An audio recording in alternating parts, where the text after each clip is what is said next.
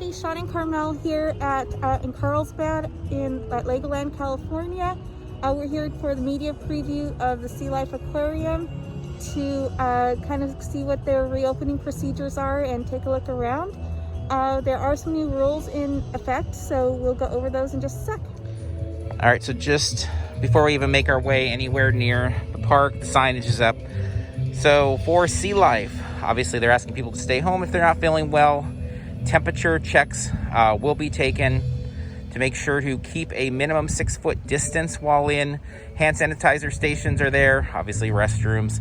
Facial coverings are required inside and outside the aquarium. And then avoiding unnecessary physical contact, hands shaking. Aquarium capacity may be restricted at times, and all guests must have pre-booked time slots. So our time slot is 11:30 today. All right, so as we approach the front of the park here, we've got our little bricks to guide us. And ultimately we get to the front and they ask you a couple questions about your health. Yes, no questions about coughs and things like that. And then they quickly look through your bag with the sticks that they're sanitizing in between each person, and then take your temperature with one of those forehead kind of scanner things. So pretty fast.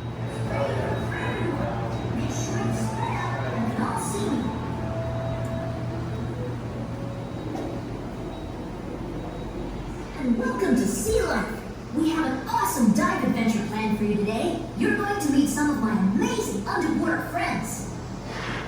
SeaLife rescues lots of sick and injured sea creatures, makes them better, and when they're well enough, releases them back into the sea. I keep an eye on things with a little help from my friends.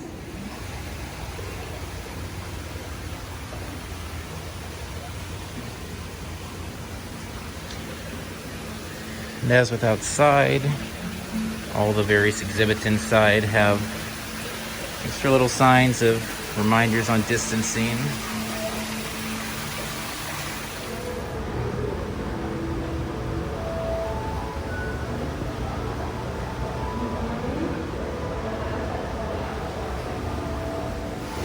So with the timed entry and the pulse scene, and then obviously the distancing signs, we haven't really come across anybody much at all. For the media day, they've kind of scheduled us all in these blocks to come in. So it seems like about every 5 minutes, maybe a new group is coming in, but we're far enough away that we're not like coming across anybody. So this has basically been the experience so far. No.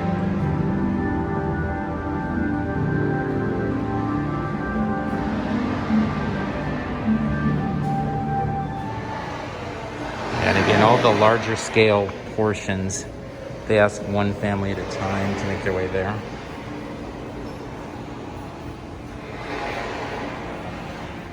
All right, so outdoor here, if you want to do the tide pool, touch pool, you gotta wash your hands there, then follow the queue up over there, and then they are stationing families at one spot at a time around the pool.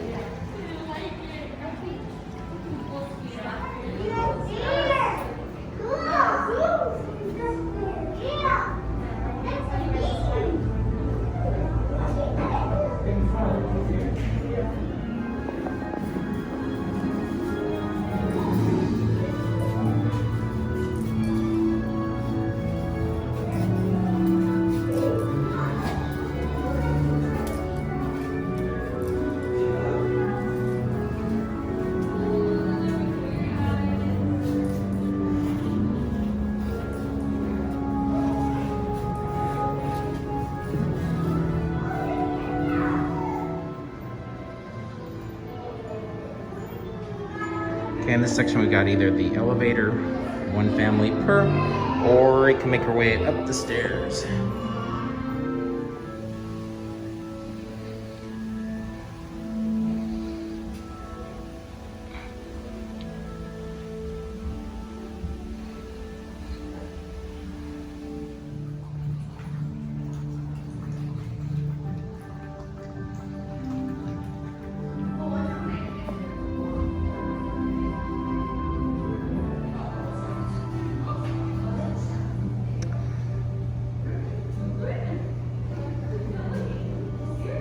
So as you come into these kind of more communal areas where people are checking out exhibits a little bit longer, Obviously, you have the option of kind of passing people up, waiting in certain areas.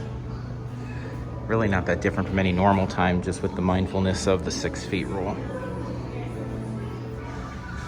And currently the cafe area is all closed off here. Not sure if this is just for this preview day or if this is going to be the norm going forward. I imagine they'll open in some sort of version in the near future. And then, as any good theme park exhibit, exit through the gift shop. And the gift shop is open. Variety of little Lego sets available. And to my knowledge, this is the only place open right now for purchase of anything here at LegoLand. Alrighty, we have wrapped up at SeaLife. We've kind of stepped off to the side because the music is pretty loud there, so hopefully you're able to hear us over here. Masks still required even outside and stuff, so we want to comply.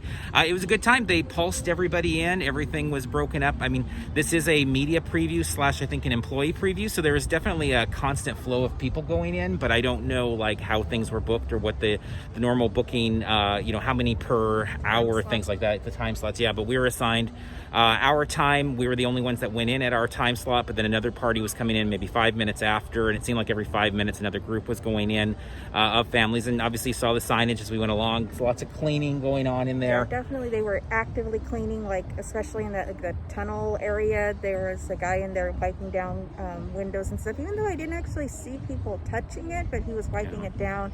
And there was employees scattered throughout who were kind of following up and making sure people were distancing and were cleaning up after them and stuff. So it felt really safe and really clean in there, even though it is kind of an enclosed environment. It felt like everybody was also trying to respect the 6 feet distance thing as well.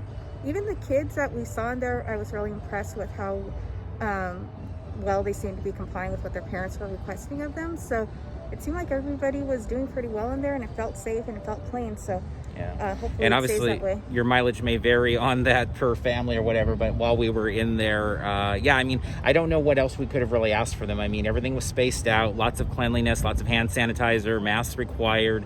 Yeah, I mean, temp checks. I mean, I don't know what else they really could do. So I think we felt good about it. We would definitely recommend checking it out and seeing. I mean, obviously, once things are open to full public and everything, I'm sure people will be reporting on it and their enjoyment level and all that. But I think we had a great time with it. It didn't seem any, you know, obviously wearing the mask is a little different of an experience, being mindful of keeping distance and stuff. But outside of, you know, those minor things, it didn't feel that different from being at SeaLife, you know, a year ago or something like that. So Totally. we will go into more detail on our podcast, as we always do with these things. If you want to find out more, we'll talk all about our experiences here in detail, parks and cons, wherever it is you find podcasts. Wrapping up here in Carlsbad. Well, actually, before we wrap up, please like the video and subscribe to our channel. We are getting more, there's more media stuff coming and more openings, so we're going to be posting more videos actually in real time as much as possible. So if you subscribe, you'll be able to be notified when those videos go up. Otherwise, we'll post them on social. Yep. All right. Until next time, we'll see you in line somewhere.